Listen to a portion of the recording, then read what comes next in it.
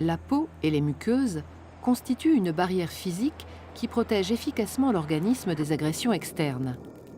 Il arrive cependant qu'à la suite d'un traumatisme ou d'une infection, lésions cutanées, brûlures, intrusions bactériennes, fongiques ou virales, des microcorps étrangers parviennent à la franchir.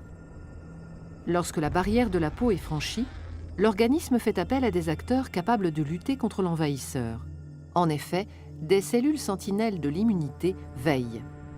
Circulant dans le sang ou la lymphe, ou résidant dans les tissus, les globules blancs qu'on appelle leucocytes sont capables de détecter les corps étrangers.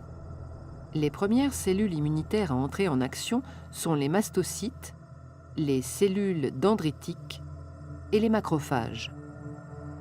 Ces cellules possèdent à leur surface membranaire des récepteurs capables de reconnaître le type d'agresseur par ce qu'on appelle des motifs antigéniques.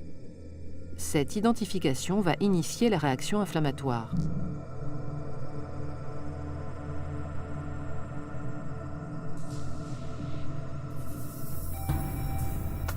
Après contact établi avec l'antigène, la cellule sentinelle libère des médiateurs chimiques, véritables signaux d'alerte pour l'ensemble du système immunitaire.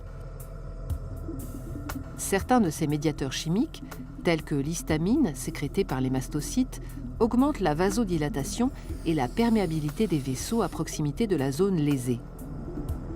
Cela permet le passage de cellules douées d'un pouvoir phagocytaire du milieu sanguin vers les tissus. Le franchissement de la paroi du vaisseau s'appelle la diapédèse. Rougeur, gonflement, chaleur sont des signes cliniques caractéristiques de la réaction inflammatoire. D'autres médiateurs, les cytokines, émis par les cellules sentinelles, sont capables d'attirer en renfort d'autres cellules lutteuses, les phagocytes, sur le lieu de l'infection, en particulier les macrophages.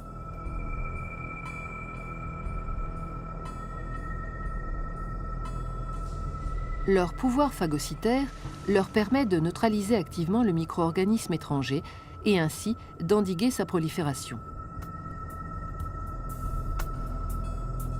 Dans le cytoplasme, le microcorps étranger, soumis à l'action d'enzymes protéolytiques, est littéralement digéré.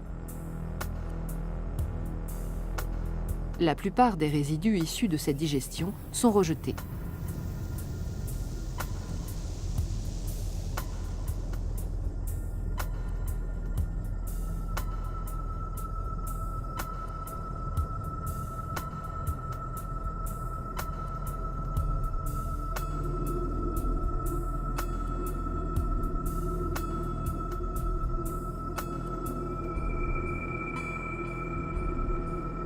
Parmi les cellules phagocytaires, les cellules présentatrices d'antigènes gardent un fragment de l'antigène qu'elles viennent de détruire.